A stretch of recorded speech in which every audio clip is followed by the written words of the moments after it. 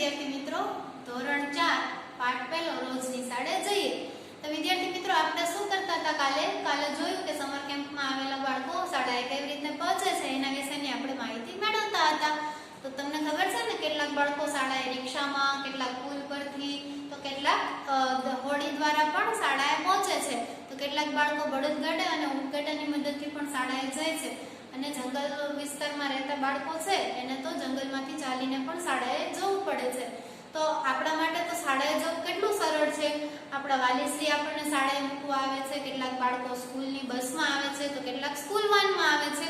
આટલું સરળતાથી આપણે શાળાએ પહોંચી જઈએ છીએ, એટલે આપણને એનું મહત્વ સમજાતું નથી.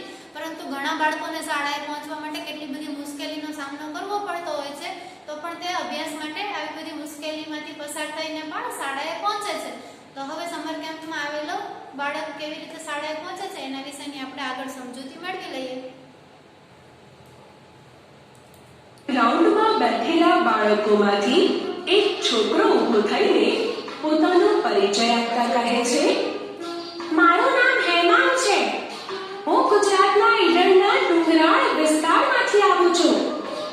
અમે ડુંગરની ટેકરીઓ પર રહીએ છીએ. અમારે ત્યાં પથરાળ અને આડા-અવળા રસ્તાઓ છે. બીજા લોકોને આ રસ્તાઓ મુશ્કેલી ભર્યા લાગે, પરંતુ અમે સરળતાથી તે રસ્તાઓ પર ચાલી શકીએ છીએ. અમે શાળાએ જવા માટે આવા રસ્તાનો ઉપયોગ કરીએ છીએ. જોયું મિત્રો, આ પ્રદેશમાં વસતા લોકોએ ટેકરીઓ પર વાહન ન જઈ શકતા હોવાના કારણે આડા-અવળા અને ઊંચા નીચા રસ્તાઓ પર દૂર સુધી ચાલીને જવું પડતું હોય છે.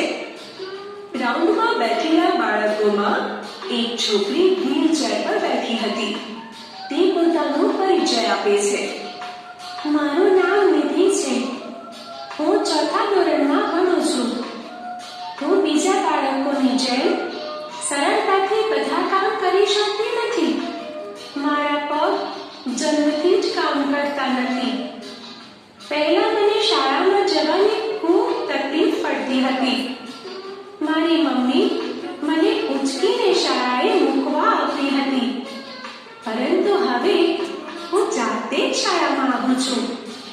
મને એક સંસ્થામાંથી પૈડાવાળી ખુરશી એટલે કે વ્હીલચેર આપવામાં આવી છે, જેના દ્વારા હું નિયમિત શાળાએ જાઉં છું. તમારી આસપાસ પણ ઘણા શારીરિક ખામી ધરાવતા લોકોને તમે જોયા હશે. તેમને તેમના રોજિંદા કાર્યો કરવામાં ઘણી તકલીફ પડતી હોય છે. હું તમને જુદી જુદી શારીરિક ખામી ધરાવતા લોકોને જુદા જુદા કાર્યો કરવામાં કેવી મુશ્કેલી પડે છે તેના વિશે કહીશ.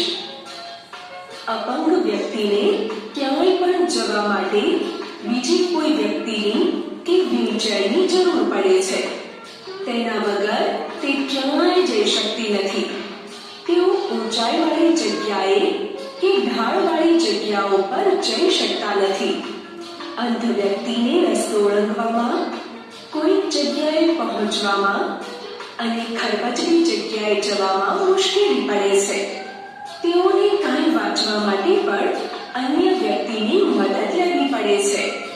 મૂક બધિર વ્યક્તિને બોલી કે સાંભળી શક્તિ ન હોવાના કારણે ઘણી તકલીફ પડે છે. તેઓ પોતે જે કહેવા માંગતા હોય તે સામેની વ્યક્તિને કહી શકતા નથી, અને સામેની વ્યક્તિએ કહેલી વાત સાંભળી શકતા નથી. તેથી તેઓને પણ ઘણી મુશ્કેલીઓનો સામનો કરવો પડે છે. આ પ્રકારે જુદી જુદી શારીરિક ખામીઓ ધરાવતા વ્યક્તિઓને રોજિંદા જીવનમાં ઘણી મુશ્કેલીઓ પડે છે. તેમ છતાં આ વ્યક્તિઓ પણ સામાન્ય માણસની જેમ શિક્ષણ મેળવીને જીવનમાં આગળ આવી શક્યા છે. અંધ બાળકોની અલગ શાળા હોય છે, જેમાં તેઓ બ્રેઇલ લિપિ દ્વારા અભ્યાસ કરે છે. બ્રેઇલ લિપિ એ ટપકાઓ દ્વારા લખવામાં આવતું લખાણ છે. અંધ બાળકો આ લિપિ દ્વારા લખી અને વાંચી શકે છે. મૂક બધિર બાળકોની પણ શાળા હોય છે. જેમાં તે બાળકોને તેમના શિક્ષક દ્વારા ઈશારાની ભાષા દ્વારા અને જુદા જુદા હાવભાવ દ્વારા શિક્ષણ આપવામાં આવે છે.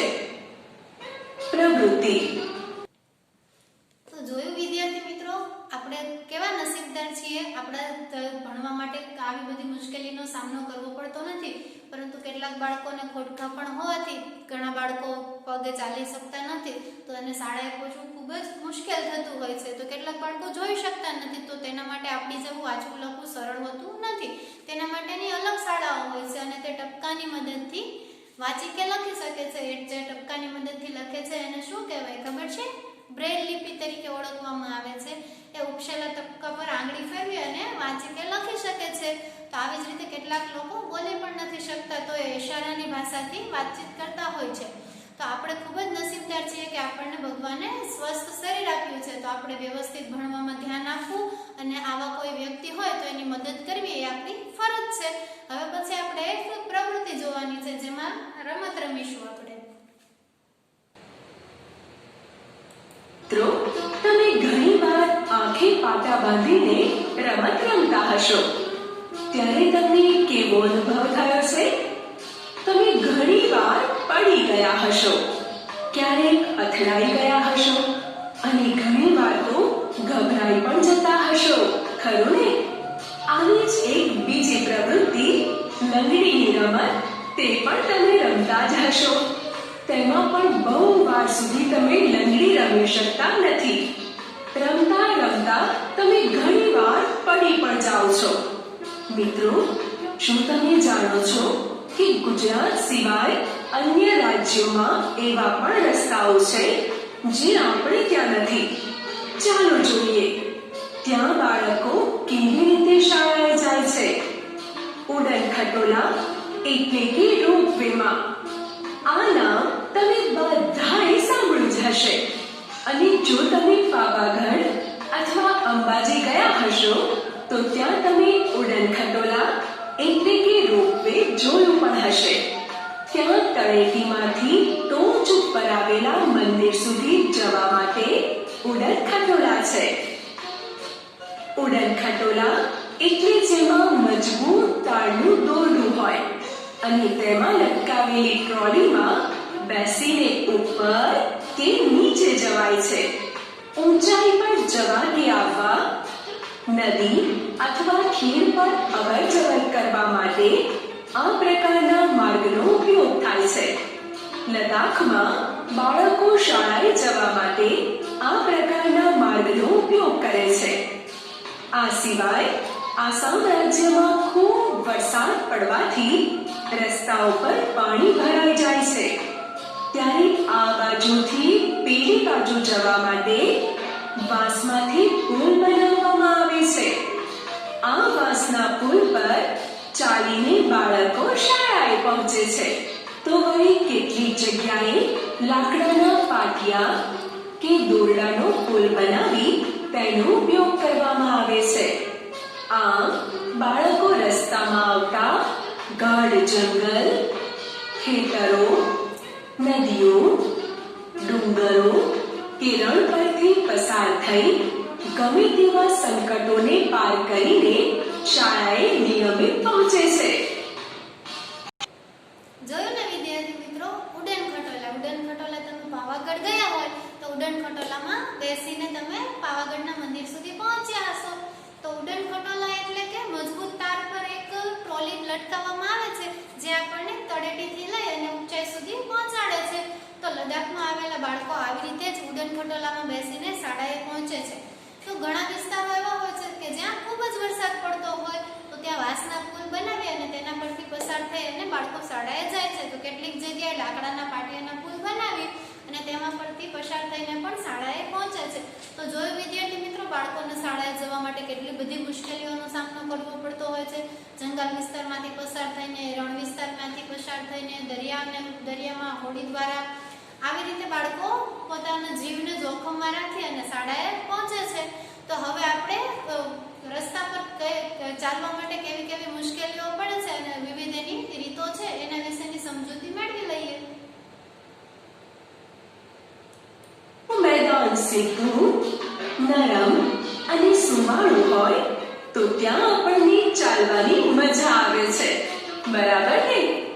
મેદાન કાંટાઓથી છવાયેલું હોય ત્યાં આપણે ખૂબ જ સાચવીને ચાલવું પડે છે.